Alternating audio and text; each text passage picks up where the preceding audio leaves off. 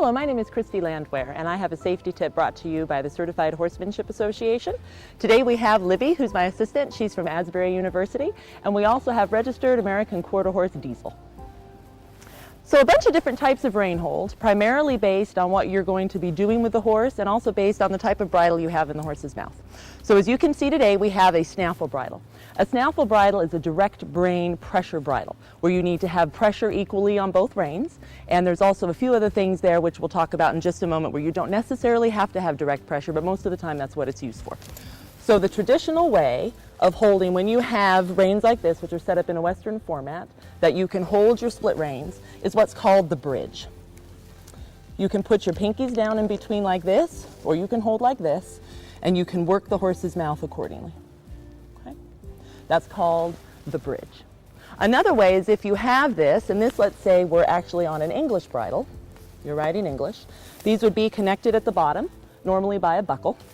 They would be put, it's called the bite of the rein, on that opposite side, and you would hold them like this, with your thumbs upward and pointing towards the horse's ears, and again with light contact on the horse's mouth.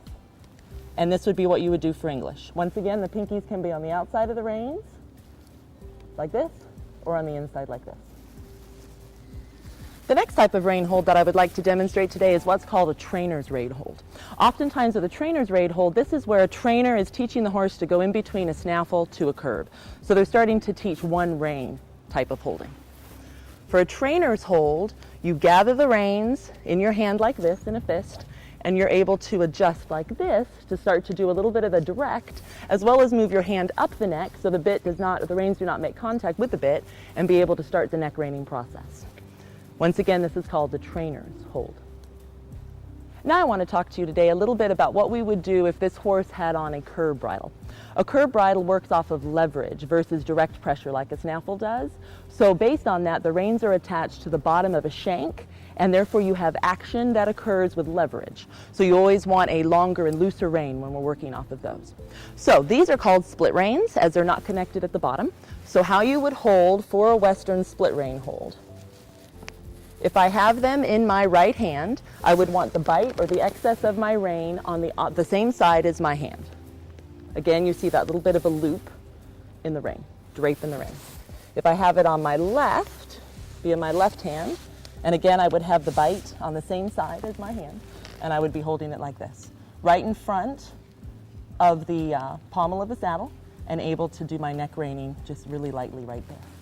The last one I want to talk about today is a Rimmel. So let's imagine for a moment that these reins were actually connected. Normally they're connected with silver or other types of things down on the bottom. A Rimmel hold, if that was attached, you would hold it like an ice cream cone.